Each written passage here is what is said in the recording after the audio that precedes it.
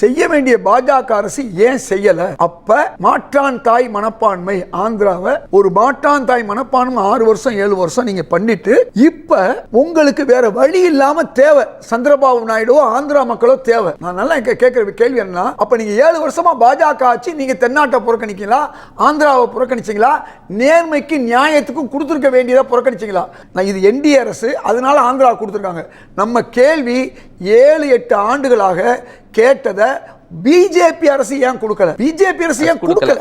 அதெல்லாம் பிரச்சனை என்னன்னா, பிஜேபியா இருக்கும்போது ஒரு ஆணவத்துல அகங்காரத்துல பிற மாநிலங்களை மதிக்காத ஒரு தன்மை இப்ப மாறி இருக்கு. இந்த பட்ஜெட்ல வழி இல்லாம அதான் சூழ்நிலையின் வழி இல்லாம இத தமிழ்நாட்டு நீங்க பாத்தீங்கன்னா ரயில்வேக்கு தமிழ்நாட்டுக்கு கடந்த 10 வருஷமாவே எதையுமே முழுமையா ஒதுக்கல. எப்படி மெட்ரோ ட்ரெயினுக்கு 13,000 கோடி கொடுக்கணும்னு சொல்லிட்டு இதுவரையும் கொடுக்காம இருந்து ஸ்டேட் கவர்மெண்ட் 9,000 கோடிக்கு மேல கொடுத்திருக்காங்களோ அது மாதிரி எய்ம்ஸ் எப்படியோ அது மாதிரி